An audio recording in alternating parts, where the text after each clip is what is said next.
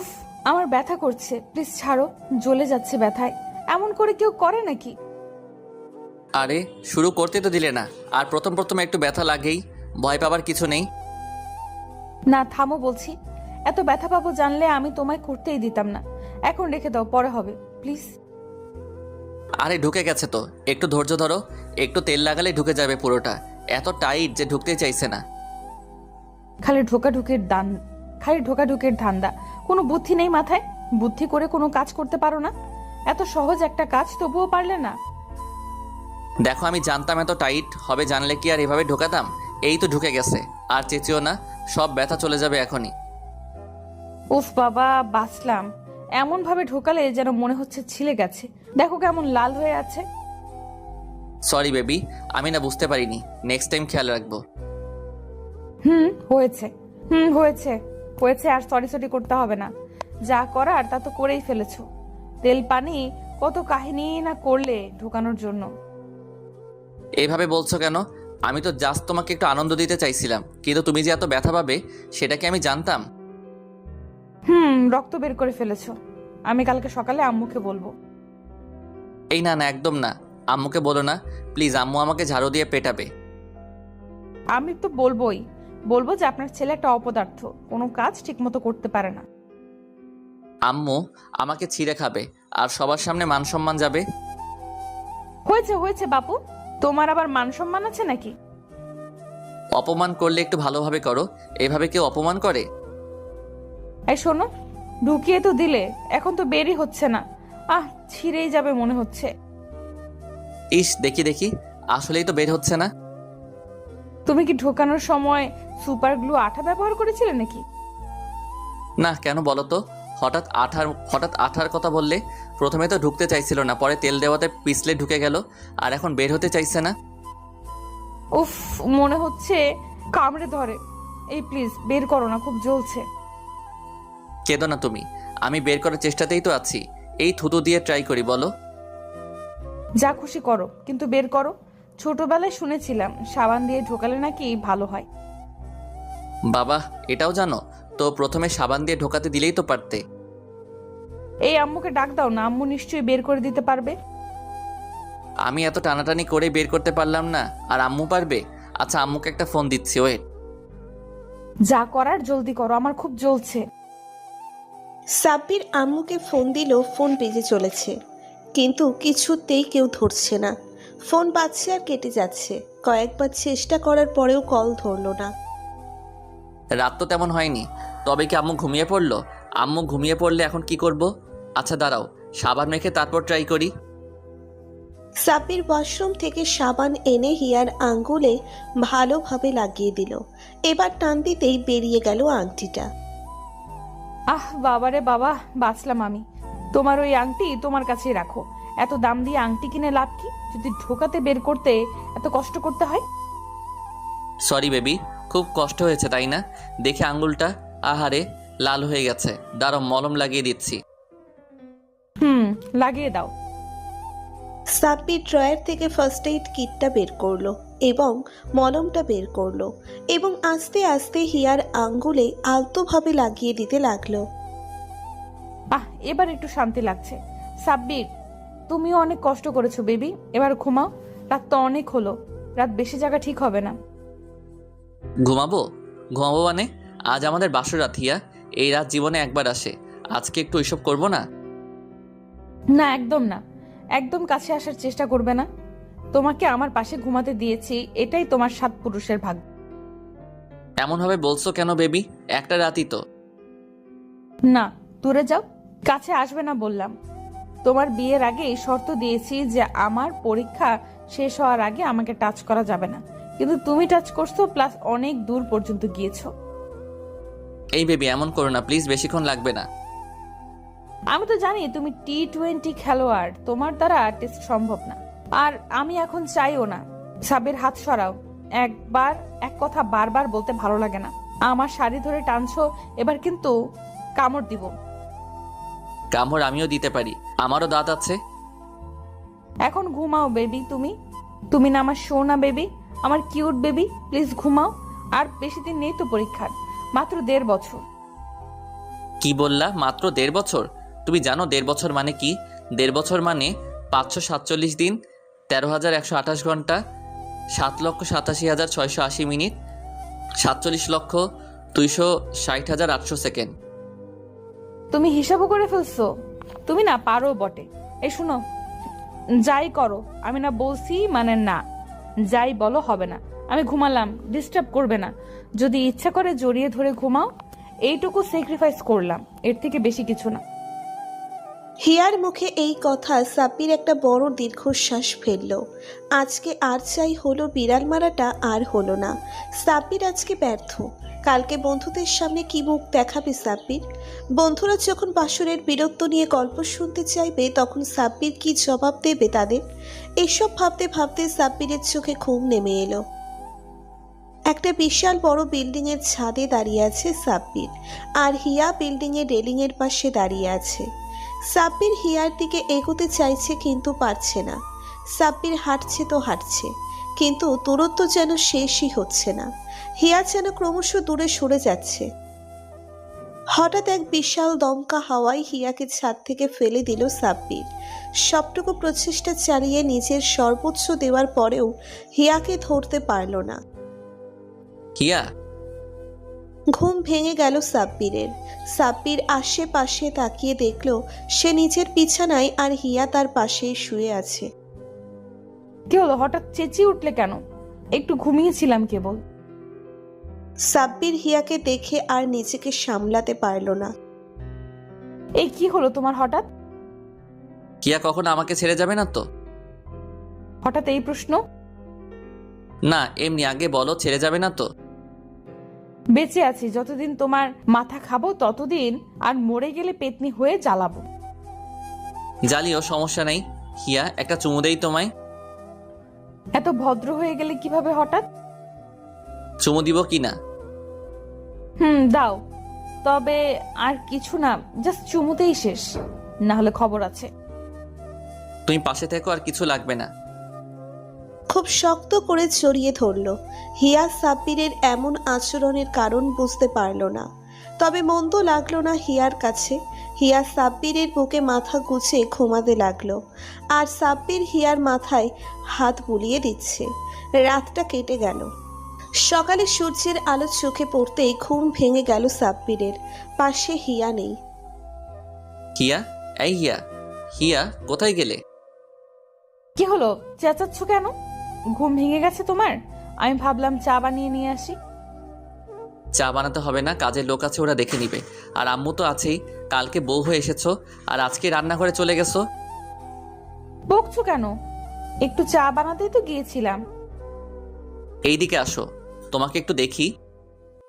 হিয়া ভদ্র মেয়ের মতো গাল ফুলিয়ে সাব্বিরের সামনে এসে দাঁড়ালো। সাব্বির এক নজরে তাকিয়ে আছে হিয়ার দিকে।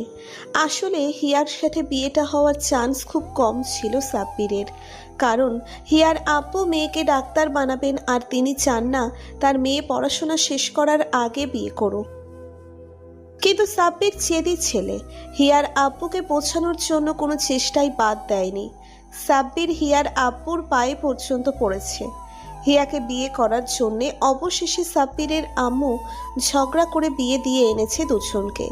সাব্বির হিয়াকে প্রচণ্ড ভালোবাসে, যেটা হিয়াও জানে, তাই তো ওর কথা সহজে ফেলতে পারে না। হিয়ার ইচ্ছে ডাক্তার হবে সে, কিন্তু সে এর আগে কোনোভাবে বেবি কনসিভ করতে চায় না, কারণ ডাক্তারিতে অনেক পড়াশোনা করতে হয়, আর প্রেগনেন্ট অবস্থায় এসব কারই বা ভাল লাগে। তাই হিয়ার সাব্বিরের প্রতি একটা বিষয়ে কোনো আপোষ চলে না। এই কি হলো, কিছু বলো না কেন? শুধু তো তাকিয়েই আছো। সাব্বির এবার হিয়ার হাতটা ধরল। হিয়া কৌতূহলী দৃষ্টিতে তাকিয়ে আছে। হিয়ার হাত ধরে একটা হ্যাচকা টান মেরে এনে কোলে বসলো সাব্বির। এই সকাল সকাল আবার কি শুরু করলে? একটু রোম্যান্স করি। এই শোনো, তোমার ঠোঁটের এই জায়গায় কি যেন লেগে আছে। কোথায়? ঠোঁটে? কই দেখলাম না তো। আমার কথা বিশ্বাস হচ্ছে না? ঘুরে বসো, আমি পরিষ্কার করে দিচ্ছি।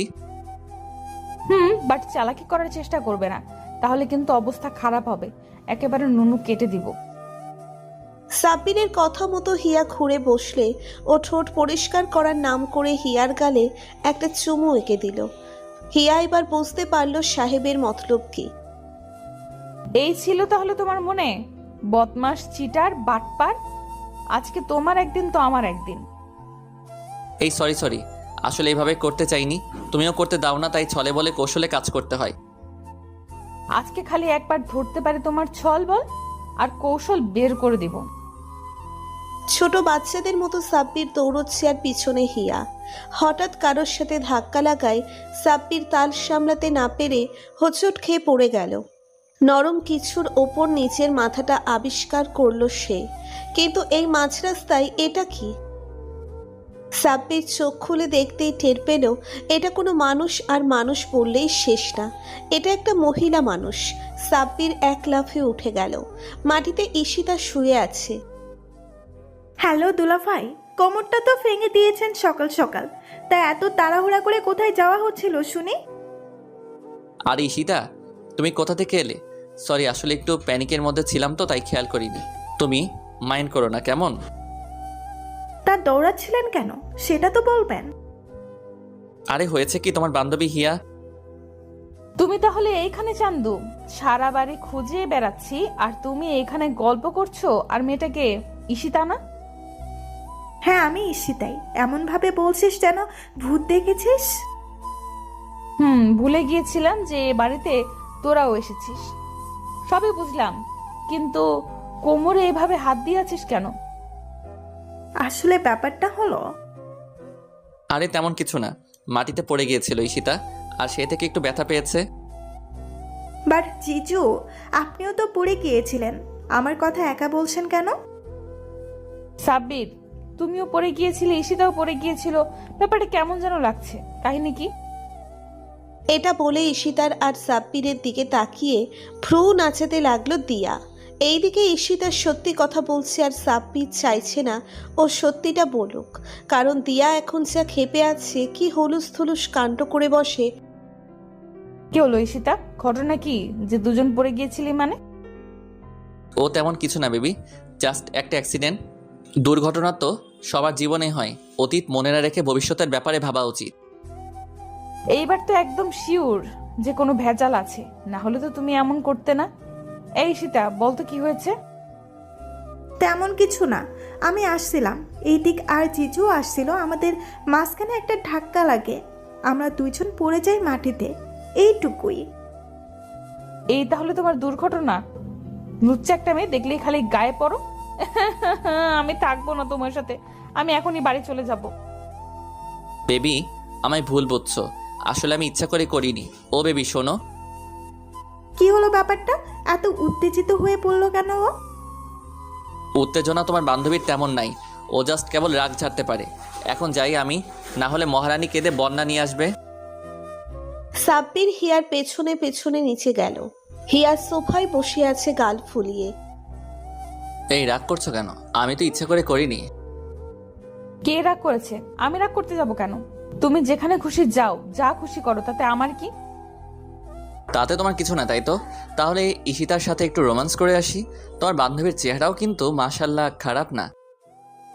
তা তুই এখান থেকে এক পা নড়ে দেখ, তোর পা খোড়া করে দেব আমি। এমন খুশি মারবো যে সব দাঁত পড়ে যাবে। এখন রাগ হচ্ছে কেন? আচ্ছা যাবো না, যাও। আমার ঘুমটা হয়নি ঠিক মতো, একটু ঘুমাবো। এই বলেই হিয়ার কোলে মাথা রাখতে গেল সাব্বির, কিন্তু হিয়া উঠে চলে গেল আর যাওয়ার সময় হাসতে লাগলো। মেয়ে মানুষের মন বুঝতে পারে এমন কোনো পুরুষ এখনো পৃথিবীতে জন্ম নেয়নি। 1.5 বছর পর আজকে হিয়ার পরীক্ষা শেষ। হিয়ার স্বপ্ন সফল হয়েছে। সবকিছু ঠিকঠাক থাকলে হিয়া একজন ডাক্তার হবে। বাড়িতে ফিরে সাব্বিরের জন্য অপেক্ষা করছে হিয়া। সাব্বির একজন স্বনামধন্য ইঞ্জিনিয়ার, সারা দিন ব্যস্ত থাকে, মাসে 5-10 দিনই থাকে বিদেশে। রাত হয়ে গেছে, সাব্বির বাড়িতে ফিরেছে। কোথায় ছিলে সারাদিন? কাজ ছিল তাই ব্যস্ত ছিলাম। তাই বুঝি? তো আমার ফোন ধরনি কেন? বললাম না ব্যস্ত ছিলাম, খুব টায়ার্ড, আমি ঘুমাবো। জানতে চাইলে না আজকে আমার পরীক্ষা কেমন হয়েছে? তুমি ভালো ছাত্রী, তো পরীক্ষা নিশ্চয়ই ভালোই হবে, এটা আর জিজ্ঞাসা করার কি আছে? পরীক্ষা ভালো হয়েছে, কিন্তু তুমি কেমন যেন হয়ে গেছো। আমি কেমন হয়ে গিয়েছি মানে? আমি আবার কেমন হয়ে গেছি? আগের মতো আর কেয়ার করো না আমার প্রতি। কই করি তো কেয়ার, যা লাগে তোমার এনে দেই তো, খাবার সময় খোঁজ নেই তো, অসুস্থ হলেও পাশে থাকি, আর কি? আগে কাছে আসার জন্য কেমন করতে, এখন আর করো না। তোমাকে বউ হিসেবে পেয়েছি, সেটাই আমার 7 পুরুষের ভাগ্য, আর টাচ করা সেটা আশা এই জন্মে বাদ দিয়েছি। এইভাবে বিধিয়ে বিধিয়ে বলছো কেন? আমি এভাবেই কথা বলি। তোমার কাছ থেকে 1.5 বছর সময় নিয়েছিলাম, সেটা শেষ। তুমি আমায় টাচ করতে পারো। MBBS শেষ হলে PhD করো, স্বপ্ন পূরণ করো, যাও। খুব বার বেড়েছে তোমার, তাই না? তারাও দেখাচ্ছি আজকে তোমায়। কি হলো, দরজা বন্ধ করেছো কেন? জামা কাপড় খুলছো কে? ছিছি। আজকে তোমাকে দর্শন করব আমি। তাই বুঝি তো, সেটা আমার কাজ, আমি ভালো পারি। এটা বলে সাব্বির রুমের লাইটটা অফ করে দিল। দুজন মেতে উঠল এক উন্মাদনায়। রুমের ভেতরে শুধু হিয়ার জোরে নিঃশ্বাস পড়ার শব্দ শোনা যাচ্ছে। প্লিজ আস্তে করো, আমি তো আগে কোনোদিন করিনি, ব্যথা করছে খুব। একটু ওয়েট করো, কিছুক্ষণ পর ভালো লাগবে। আমাকে ভালোবাসো সাব্বির, আরো বেশি ভালোবাসো। তুমি শুধুই আমার।